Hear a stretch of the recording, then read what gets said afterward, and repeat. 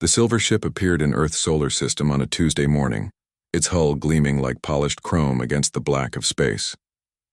The vessel was massive, easily 3 times the size of the largest human spacecraft, yet it moved with an elegant grace that spoke of advanced technology far beyond anything Earth had achieved.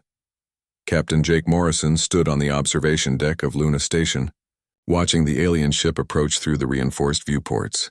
His coffee had gone cold in his hands hours ago, but he barely noticed.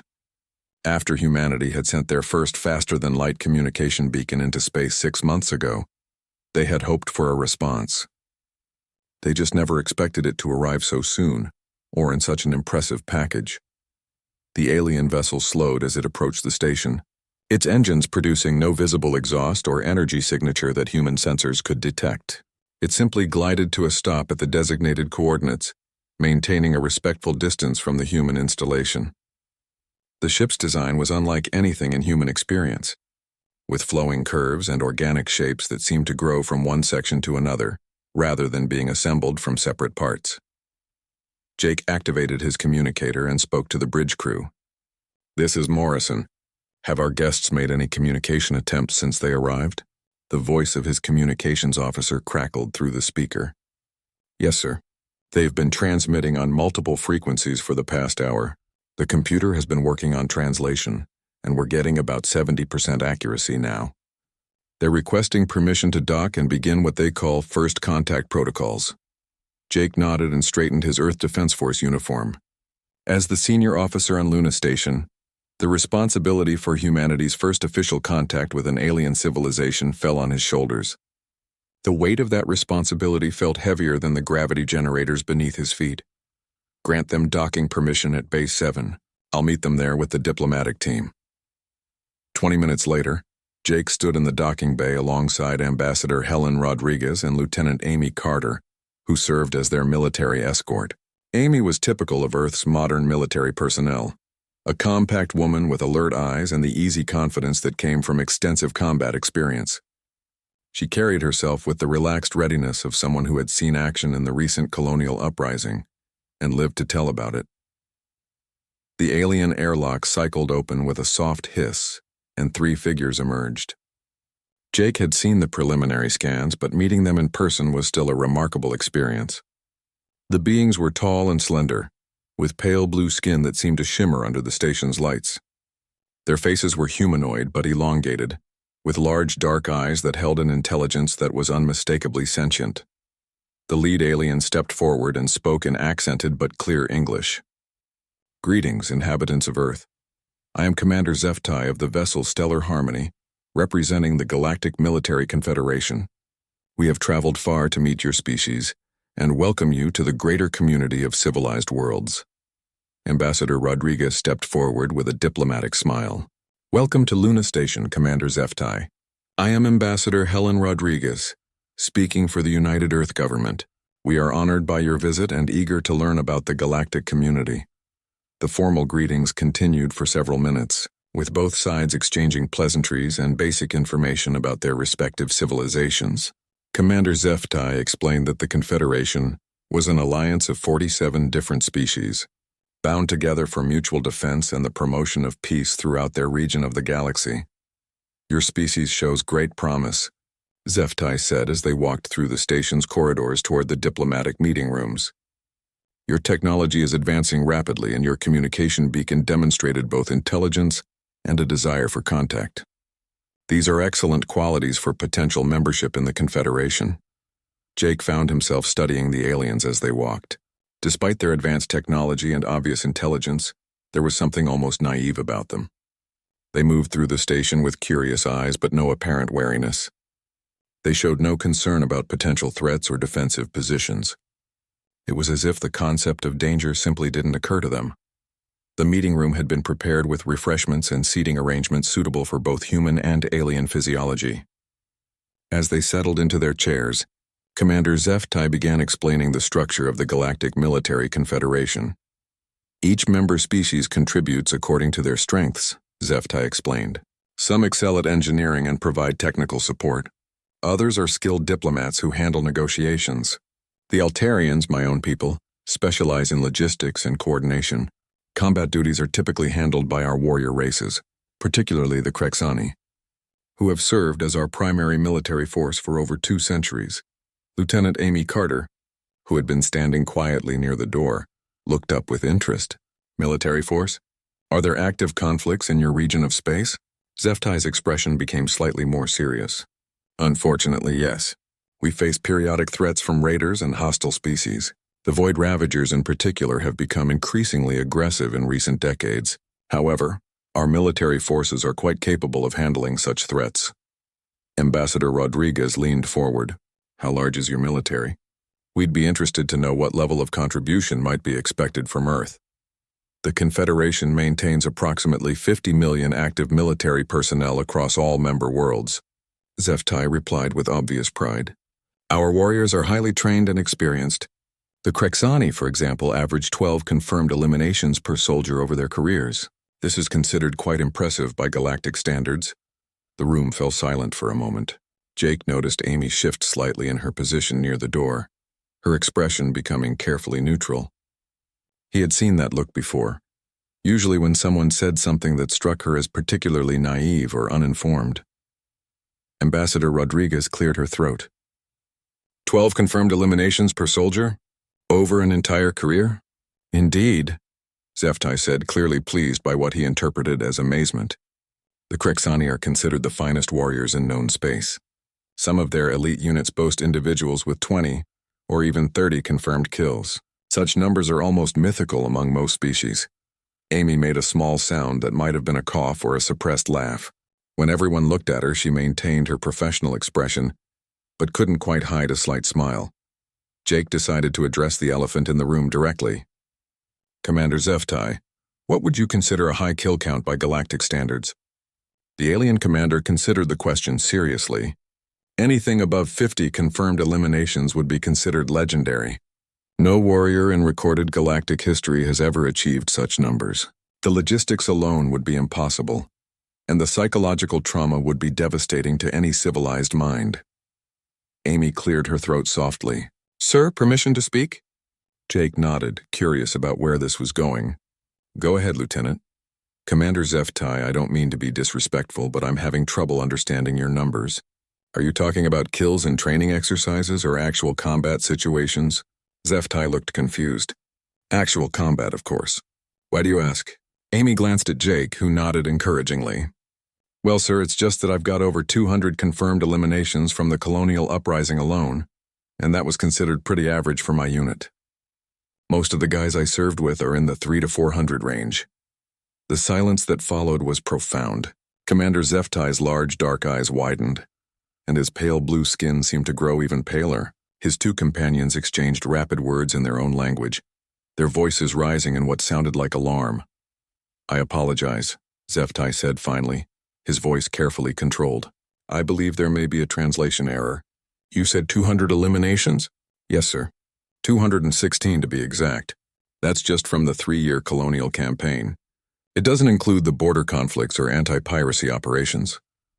Jake watched as the alien commander struggled to process this information. Lieutenant Carter, perhaps you could explain the nature of these conflicts for our guests. Amy straightened slightly, falling into the formal tone she used for official reports. The colonial uprising involved approximately 12 million hostile combatants across 47 worlds. The conflict lasted 3 years and 2 months. Earth Defense Forces deployed roughly 800,000 personnel and achieved complete victory with minimal civilian casualties. Standard engagement protocols resulted in an average of 347 confirmed eliminations per active combat personnel. The 3 aliens stared at her in what appeared to be shock. Finally, Zeftai found his voice. 347 eliminations per soldier? That's impossible. No species could sustain such losses and continue fighting. The enemy couldn't, Amy replied matter-of-factly. That's why we won. Commander Zeftai stood abruptly, his movements sharp and jerky compared to his earlier grace. I must request an immediate communication with my superiors. This information requires urgent consultation with the Confederation Council. As the aliens filed out of the room in obvious disdain, the emergency session of the Galactic Military Council convened 3 weeks after Commander Zeftai's urgent report reached the Confederation headquarters. The great chamber on the neutral world of Kethmaran buzzed with nervous energy as representatives from 47 different species took their seats around the massive circular amphitheater. Never before had an emergency session been called to discuss the military capabilities of a single species, especially one that had not yet been formally contacted by the Council. General Lisa Hayes stood at the human delegation's assigned position, flanked by Admiral Kevin Brooks and Colonel Danny Martinez. The three Earth representatives looked remarkably calm compared to the agitated aliens surrounding them. Lisa had read the preliminary reports about galactic military standards, and she understood why their arrival had caused such concern among the Council members. High Marshal Velthok of the Krexani dominated the speaker's platform with his imposing presence. Standing nearly 8 feet tall with dark gray skin covered in ritual scars, he represented everything the galaxy considered the pinnacle of warrior evolution. His species had served as the Confederation's primary military force for over 2 centuries, and their reputation for combat prowess was legendary among all member races. Honored Council members, Velthok began, his voice carrying the deep rumble typical of his species. We have gathered to address the claims made by these newcomers from the system they call Earth.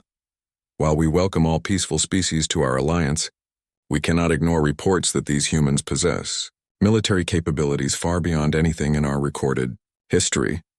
Murmurs rippled through the chamber as dozens of different species voiced their concerns in their native languages. The translation systems worked overtime to convert the babble of voices into comprehensible dialogue, but the general tone of unease was clear in any language. Council Speaker Yethalin, an ancient being from the ethereal collective, raised one of her forearms for silence. High Marshal Velthok, what specific claims are you referring to? Velthok activated a holographic display that showed the data from Zeftai's initial contact report. The humans claim that their average soldier achieves over 300 confirmed eliminations during standard military service. This number exceeds our highest recorded warrior achievements by a factor of 10. We believe there has been a significant translation error or cultural misunderstanding. Admiral Brooks stepped forward and requested permission to speak.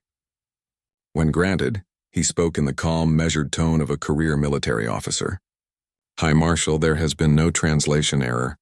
Our military records are quite precise, and Lieutenant Carter's numbers are accurately reported. In fact, they represent the lower end of combat effectiveness for Earth military personnel. The chamber erupted in shocked voices. Several delegates stood from their seats, their body language clearly expressing disbelief and alarm. Council Speaker Yethalin called for order, but it took several minutes for the commotion to die down. High Marshal Velthok's scarred face showed the closest thing to anger that his species was capable of displaying. Admiral Brooks, such claims are not merely impossible. They are offensive to every warrior who has served the Confederation with honor. No species in galactic history has ever produced soldiers capable of such destruction. The psychological and logistical requirements would be beyond any civilized race. Colonel Martinez exchanged a glance with General Hayes, who nodded slightly. High Marshal, Martinez said, his voice carrying the easy confidence of someone who had nothing to prove. We understand your skepticism. Perhaps a demonstration would resolve this matter more effectively than continued debate. The suggestion sent another wave of murmurs through the chamber. Dr. Yathara, the Confederation's chief xenobiologist, leaned forward in her observation booth, her multiple eyes focusing intently on the human delegation. She had been studying the preliminary biological scans of the humans, and the results were unlike anything in her extensive database. High Marshal Velthok considered the suggestion for a long moment. What sort of demonstration do you propose, Colonel? Something simple and controlled, Martinez replied. I understand you currently hold captured Void Ravager pirates awaiting trial. Perhaps we could conduct a training exercise using them as opposition forces. This would serve the dual purpose of demonstrating human capabilities while eliminating threats to galactic security. The council chamber fell silent as the implications of the suggestion sank in. Using captured pirates as training targets was technically legal under Confederation military law, but it was considered an extreme measure typically reserved for the most desperate circumstances.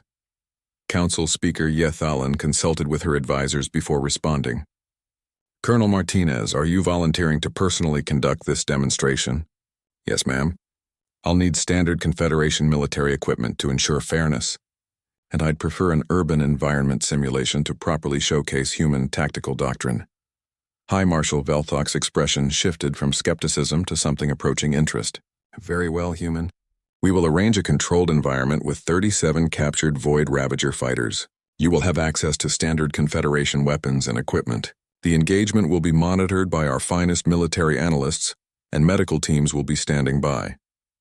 Dr. Yithara activated her recording equipment and began continuous scans of Colonel Martinez.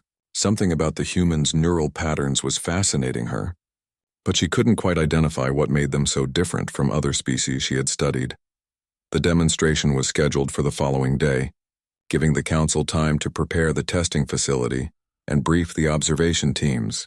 As the session adjourned, representatives from various species gathered in small groups discussing the upcoming event in hushed tones. The general consensus seemed to be that the humans were either dangerously delusional or about to provide the most educational military demonstration in galactic history. Colonel Martinez spent the evening familiarizing himself with Confederation standard equipment. The weapons were adequate but unimpressive by human standards, designed more for deterrence and crowd control than actual combat effectiveness.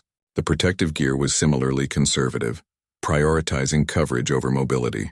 Everything about the equipment reflected a military philosophy, based on minimal necessary force and defensive positioning. The testing facility on Kethmaran's northern continent resembled a small city, complete with multi-story buildings, underground tunnels, and various environmental obstacles. The captured Void Ravager pirates had been equipped with their own weapons and given explicit instructions that their freedom depended on eliminating the single human combatant who would be entering their territory. As Martinez suited up in the observation chamber, Dr. Yithara approached with her scanning equipment. "Colonel, would you mind if I monitor your biological responses during the engagement? This data could be valuable for understanding human physiology." Martinez shrugged and allowed her to attach the monitoring devices. "Sure, Doc, just try to keep up with the readings." The observation deck filled with military officials from across the Confederation. High Marshal Velthok took his position at the primary monitoring station, while dozens of tactical analysts prepared to record and study every aspect of the engagement. The general expectation was that the demonstration would last perhaps an hour, with the human eventually being overwhelmed by superior numbers despite his species' supposed advantages. Colonel Martinez entered the urban simulation through the main gate, carrying a standard Confederation assault rifle and wearing basic protective armor. His movements were relaxed and unhurried as he advanced into the maze of buildings where 37 armed pirates waited in carefully prepared positions. What happened next would be studied in military academies across the galaxy for generations to come. Martinez moved through the urban environment, like a predator who had found his natural hunting ground. His tactics were unlike anything in Confederation military doctrine, combining psychological warfare, environmental manipulation, and aggressive positioning that left the observers struggling to understand his strategic thinking. The first contact occurred when Martinez encountered a 3-man Void Ravager patrol in a narrow alley. Instead of seeking cover and engaging in the prolonged firefight that Confederation doctrine would recommend, Martinez used the urban environment to his advantage. He created noise distractions, used reflective surfaces to track enemy movements, and eliminated all 3 pirates in under 30 seconds using tactics that the observing analysts couldn't even categorize. Dr. Yithara watched her instruments with growing amazement as Martinez's biological readings showed controlled excitement rather than stress or fear. His heart rate was elevated but steady. His neural activity showed the focused patterns of someone solving an interesting puzzle rather than fighting for survival. As the engagement continued, Martinez systematically worked his way through the urban maze, eliminating groups of enemies with an efficiency that left the observers speechless. He used abandoned buildings as sniper positions, created improvised explosive devices from common materials, and demonstrated an understanding of 3-dimensional tactical thinking that exceeded even the Confedera. The Galactic Military Academy on Nexus Prime had stood for over 800 years as the most prestigious military institution in known space. Its crystalline spires reached toward the orange sky of the planet's twin suns, and its halls had trained the finest warriors from dozens of species. The Academy prided itself on maintaining the highest standards of military excellence, producing officers who served with distinction across the Confederation fleet. 6 months after the demonstration on Kethmaran, the Academy faced its first human instructors.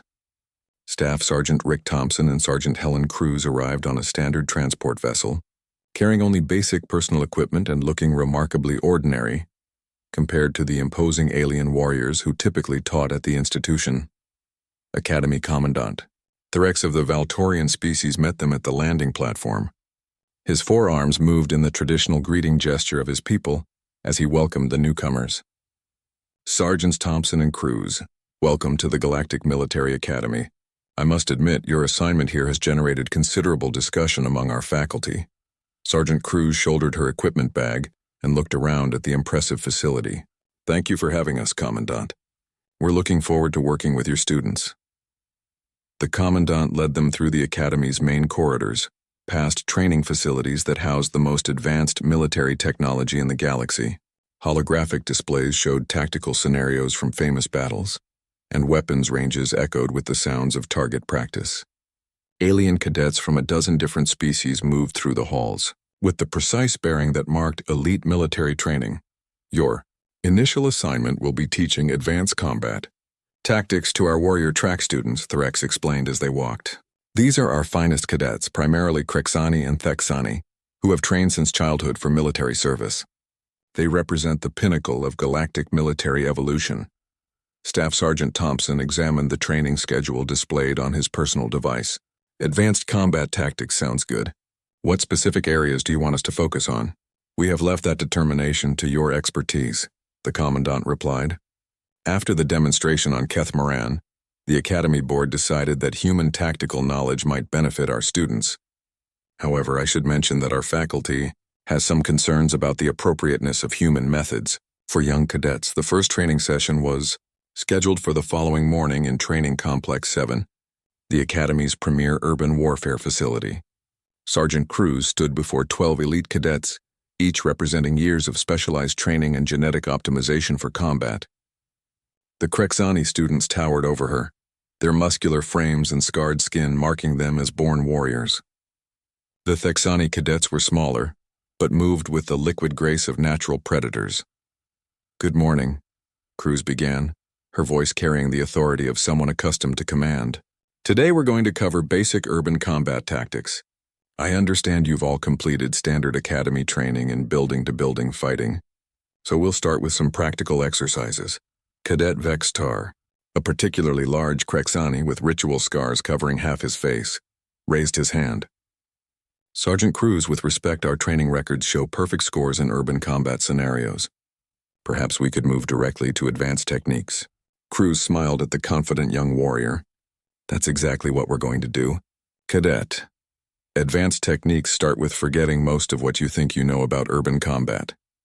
The training facility was a perfect replica of a typical galactic city district, complete with multi-story buildings, underground passages, and various civilian areas. The Academy's computer systems could generate any type of combat scenario imaginable, populating the area with holographic enemies and environmental hazards. Standard scenario, Cruz announced to the computer. 12-man squad assault on a fortified position with civilian presence. Enemy strength estimated at 20 hostiles with standard equipment. The simulation activated, creating a tactical situation that the cadets had trained for extensively. According to Academy doctrine, the proper approach involved careful reconnaissance, coordinated advance with covering fire, and systematic clearing of each building while minimizing civilian casualties. The alien cadets moved with textbook precision, their formations perfect and their communication flawless. They advanced according to established tactical principles, maintaining proper spacing and cover while approaching the target building. Their movements were everything the Academy had taught them about proper military procedure. Cruz watched for exactly 30 seconds before activating her personal communicator. Computer, end simulation, and reset to initial conditions. The holographic enemies and environmental hazards disappeared, leaving the confused cadets standing in an empty training facility. Cadet Vextar looked back at Cruz with obvious frustration. Sergeant, we had not yet completed the exercise. No, but I had seen enough, Cruz replied, walking to the center of the facility. Computer, restart the scenario with identical parameters, but this time I'll demonstrate the approach. The simulation reactivated, recreating the same tactical situation with 20 hostile forces occupying a fortified building complex. Cruz moved to the starting position and checked her equipment, a standard Academy training rifle and basic protective gear. What happened next became legendary in Academy training records. Cruz moved through the urban environment like a force of nature, using tactics that challenged every assumption the cadets had about warfare. Instead of the careful, methodical advance they had been taught, she used speed, misdirection, and psychological warfare to achieve her objectives. She created noise distractions in empty buildings to mask her actual position, used reflective surfaces to gather intelligence without exposing herself, and employed environmental elements as weapons. When she encountered the first group of holographic enemies, she didn't engage in the prolonged firefight that Academy doctrine recommended. Instead, she used the urban terrain to separate and eliminate them individually, turning their defensive positions into traps. The cadets watched in amazement as Cruz demonstrated three-dimensional thinking that exceeded their most advanced tactical training. She moved through buildings using routes that hadn't occurred to them, created improvised weapons from common materials, and maintained constant awareness of multiple threat vectors simultaneously. When she reached the primary target building, Cruz didn't attempt the careful room-by-room clearing that the cadets had been taught. Instead, she created a series of diversions that forced the enemy to reveal their positions, then used rapid movement and superior positioning to eliminate them with minimal exposure to return fire. The entire exercise took 7 minutes and 43 seconds. The Academy's computer systems recorded a perfect tactical victory, with 0 civilian casualties and complete objective achievement. The methods Cruz had employed were so advanced that the Academy's tactical analysis programs required additional processing time to categorize her decision. Cadet Vextar stared at the final statistics, display with obvious disbelief. Sergeant Cruz, your approach violated at least 15 different Academy tactical principles. According to our training, such methods should have resulted in mission failure. Cruz removed her training helmet and looked at the group of stunned young warriors. Cadet Vextar, what's the primary objective of any military operation? Mission completion with minimal friendly casualties, the Krexani replied automatically, reciting Academy doctrine. Wrong, Cruz said simply. The primary objective is winning. Everything else is secondary. Over the following weeks, the human instructors revolutionized Academy training in ways that sent shockwaves through the galactic military establishment. Staff Sergeant Thompson transformed marksmanship training by introducing concepts that were completely foreign to alien military thinking. Suppressive fire, Thompson explained to a group of bewildered cadets, isn't about hitting your target. It's about controlling the battlefield by making the enemy unable to effectively return fire. You use ammunition to buy time and position, not just to eliminate threats. The concept was so alien to galactic military doctrine that several species filed formal complaints with the Academy Board. Traditional alien warfare focused on precision and conservation of resources, with each shot carefully aimed and accounted for. The idea of deliberately expending ammunition to achieve tactical advantage without direct enemy elimination seemed wasteful and barbaric to many observers. Thompson also introduced the concept of killing fields, predetermined areas where multiple weapons could concentrate fire to create zones of absolute lethality. The tactical mathematics were elegant, but the psychological implications disturbed many alien faculty members. Sergeant Thompson asked Instructor Kelvan of the peaceful Altarian species, doesn't such tactical thinking promote excessive aggression in young minds? Thompson considered the question seriously before responding. Instructor Kelvan, aggression isn't the goal. Effectiveness is the goal. These cadets are training to protect their civilizations from real threats. Teaching them to be polite in combat situations isn't doing them any favors. The alien cadets themselves were experiencing a fundamental shift in their understanding of warfare. The emergency klaxons echoed through Confederation Command headquarters as reports flooded in from the Outer Rim territories. Admiral Crixel of the Altarian fleet watched the tactical displays with growing alarm as red indicators spread across 3 entire star systems. The Void Ravagers had returned, and this time they brought a fleet larger than anything in recorded galactic history. "Status report," Admiral Crixel commanded, his normally calm voice showing strain.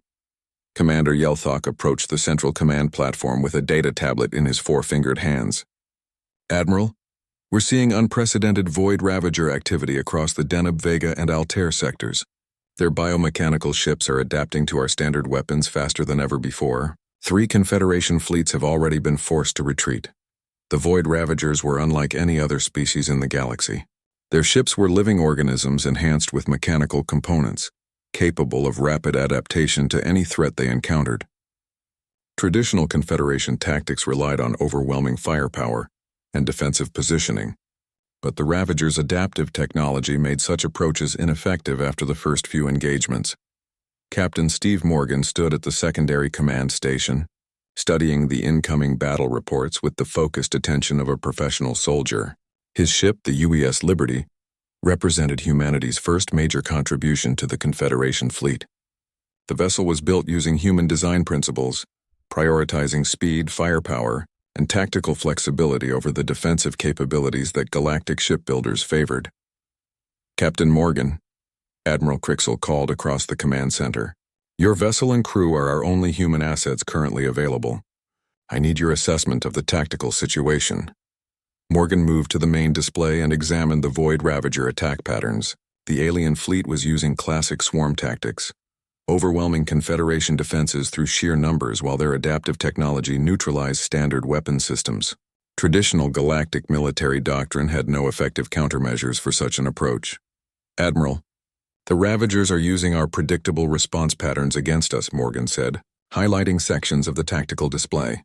"They know exactly how Confederation fleets will respond to their attacks because we've been using the same basic strategies for centuries."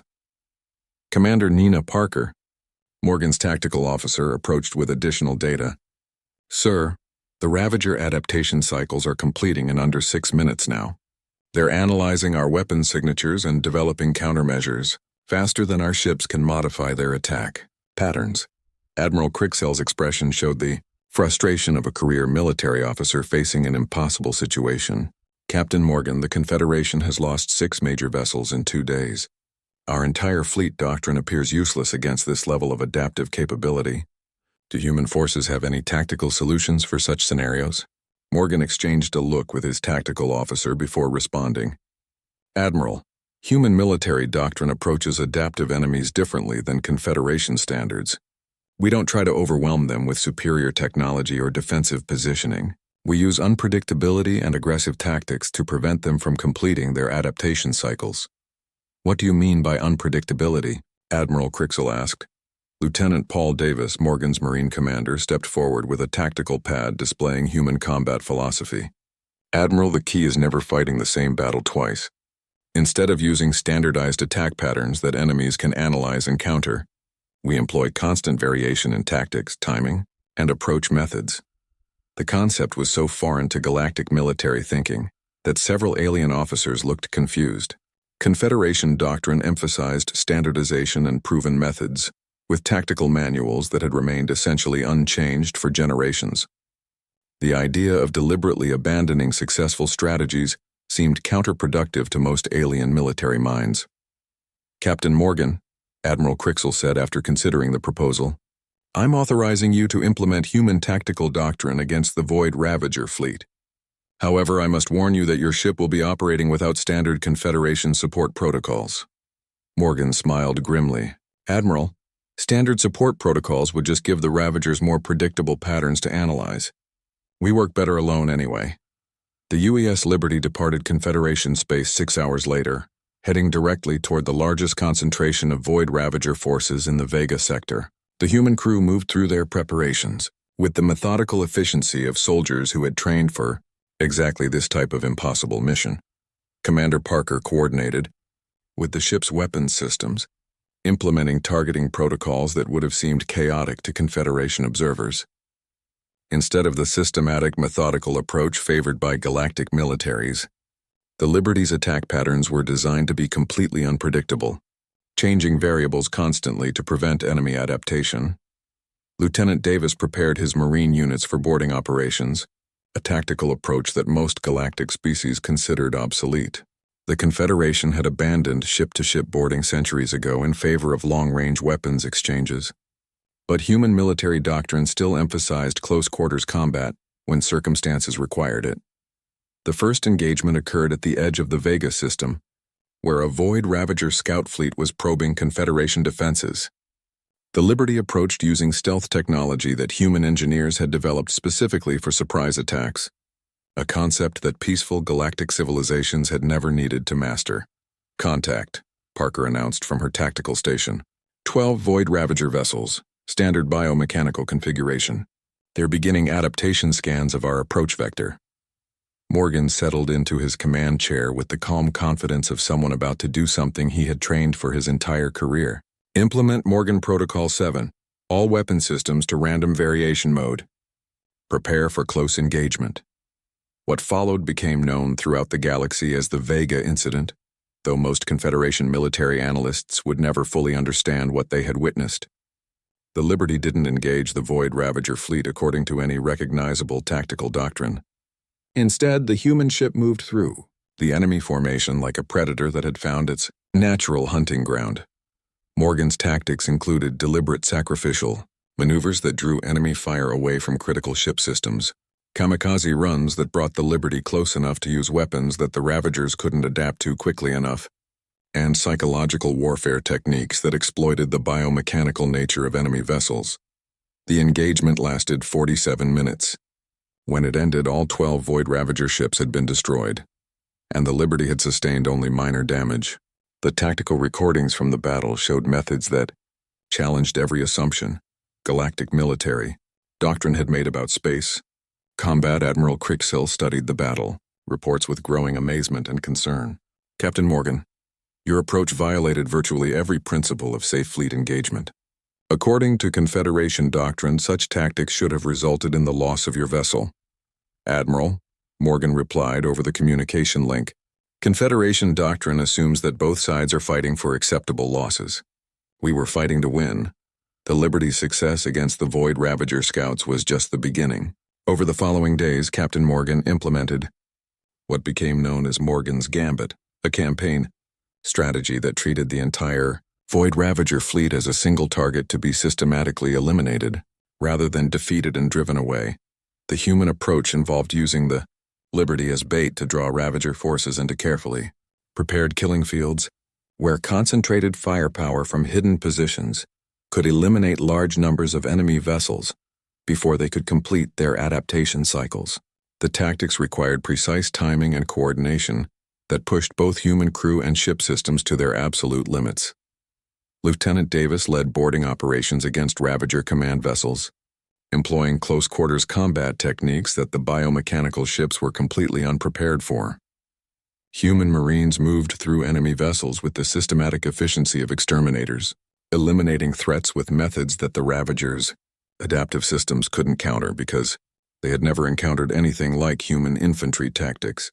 The psychological impact on the Void Ravager fleet was as devastating as the physical damage. The biomechanical ships were designed to adapt to external threats, but they had no defense against the relentless, unpredictable aggression that human forces brought to every engagement. Commander Parker's tactical innovations became the foundation for new Confederation combat doctrine. Her approach to weapon system management, which involved constant variation in firing patterns, targeting priorities, and energy distribution, made it impossible for enemy adaptive systems to develop effective countermeasures. The campaign reached its climax when the Liberty engaged the Void Ravager flagship, a massive biomechanical construct that served as the coordination center for the entire fleet. According to Confederation intelligence, the flagship was protected by adaptive shields that had never been breached by any known weapon system. Morgan's approach to the flagship engagement exemplified human military the. 1 year after the Void Ravager War ended, the Galactic Military Academy on Nexus Prime looked very different from the institution that had welcomed its first human instructors. The crystalline spire still reached toward the orange sky, but the sounds echoing from the training facilities had changed dramatically. Where once polite tactical discussions and careful weapon drills had filled the air, now sharp commands and the crack of intensive combat training created a much more serious atmosphere. General Claire Watson stood in the Academy's main observation deck, watching alien cadets move through urban combat scenarios with a precision and lethality that would have been unthinkable 2 years earlier. As the first human director of galactic combat training, she had overseen the complete transformation of Confederation military education, and the results were both impressive and deeply troubling to many member species. General Watson, Commandant Thurex, approached with his usual four-armed greeting gesture, though his movement seemed more cautious than before. The Altarian delegation has arrived for their scheduled review of the new training protocols. Watson nodded without taking her eyes off the training exercises below. A squad of mixed-species cadets was systematically clearing a simulated enemy stronghold, using tactics that combined traditional alien precision with human aggression. Their movements showed the fluid coordination of a unit that had internalized the concept of warfare as systematic elimination rather than ritualized combat. "How are they responding to the curriculum changes?" Watson asked. Watching a young Krexani cadet execute a perfect room-clearing sequence that would have impressed human special forces instructors. "The practical results are undeniable," Thurex replied carefully. "Graduation test scores have improved by 400% across all combat disciplines. However, several member species have expressed concerns about the psychological impact on their young people. The concerns were understandable. The alien cadets who completed human-designed training programs displayed capabilities that exceeded anything in galactic military history, but they also showed behavioral changes that worried their home civilizations. They moved with the controlled readiness of professional soldiers, thought in terms of tactical advantages and threat assessment, and approached problems with a directness that many peaceful species found disturbing." Dr. Ythara, the Confederation's chief xenobiologist, joined them at the observation deck with her usual array of scanning equipment. Her research into human psychology had become the most classified scientific project in galactic history, and her findings were shared only with the highest levels of Confederation leadership. "General Watson, I've completed my analysis of the latest batch of graduates," Dr. Ythara reported. Her multiple eyes focused intently on the training exercises. "The cognitive changes we're seeing are permanent and heritable. The alien personnel trained under human doctrine are passing enhanced tactical thinking abilities to their offspring." Watson turned to look at the alien scientist with interest. "Enhanced how?" "Their brain chemistry has adapted to support the constant situational awareness and threat assessment that human military thinking requires. What we initially thought were temporary training effects are actually evolutionary adaptations occurring within a single generation." The implications of Dr. Ythara's research were staggering. Humanity wasn't just teaching warfare to alien species, they were fundamentally altering how those species thought about survival and competition. The peaceful civilizations that had dominated galactic culture for millennia were producing offspring who thought like predators. Ambassador Velthine of the Peaceful Ethereal Collective materialized near the observation group, his translucent form shimmering with the emotional distress that his species displayed when deeply troubled. "General Watson, my people have voted to withdraw their students from the Academy until alternative training methods can be developed." "Ambassador, what specific concerns does your government have?" Watson asked, though she suspected she already knew the answer. "Our young people return from human training fundamentally changed," Velthane replied, his form flickering with agitation. "They no longer approach problems with the contemplative wisdom that has guided our civilization for thousands of years. Instead, they analyze every situation for tactical advantages and potential threats. They have become strangers to their own families." Similar complaints had been arriving from member species throughout the Confederation. The Altarians reported that their traditionally diplomatic approach to conflict resolution was being abandoned by Academy graduates in favor of more direct methods. The Thexani noted that their young warriors, once guided by honor codes and ritual combat traditions, now fought with an efficiency that eliminated enemies before honor could even be considered. General Watson understood the aliens' concerns, but she also understood the bigger picture that many of them seemed unable to grasp.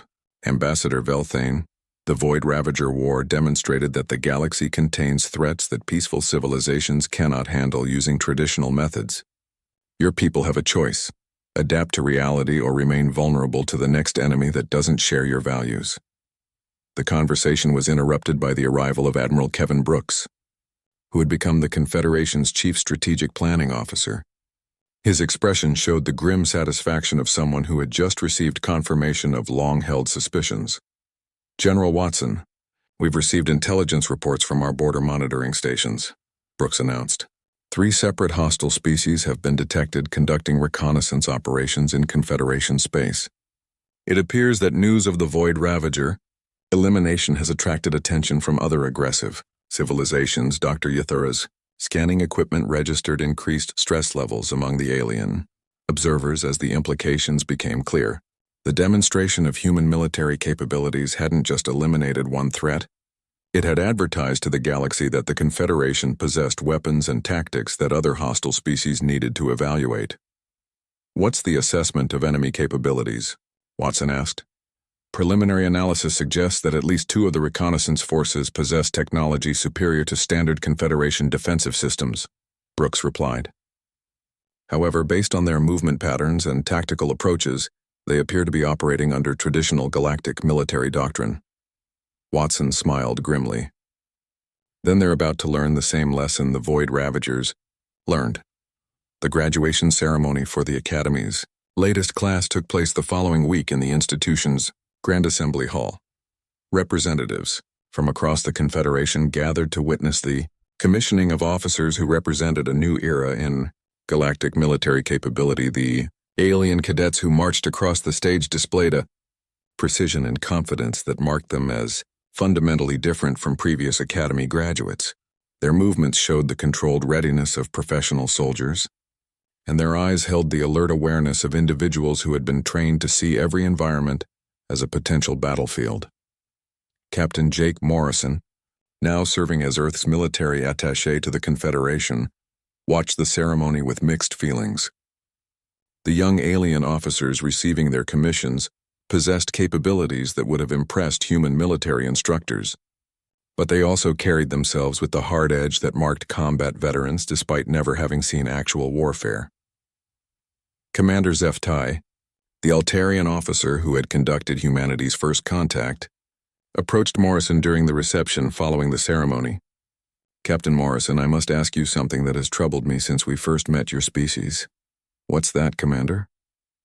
"When we discovered Earth, we assumed we were welcoming another peaceful civilization to our alliance. We never imagined that we were encountering a species whose evolutionary development had optimized them for warfare. Did your people deliberately conceal their true nature during first contact?" Morrison considered the question carefully before responding. "Commander Zeftai, we didn't conceal anything. We simply answered the questions you asked. The problem is that your people asked about our technology and our culture, but you never asked about our history. What would we have learned if we had asked about human history? That we've been fighting wars continuously for our entire recorded history," Morrison replied matter-of-factly. "That we've developed more efficient methods of killing each other than any species should reasonably need. That we consider warfare to be just another problem-solving tool, like engineering or diplomacy." The conversation was overheard by other attendees, and word spread quickly through the reception. The implications of Morrison's casual revelation added another layer of complexity to the Confederation's growing understanding of their human allies.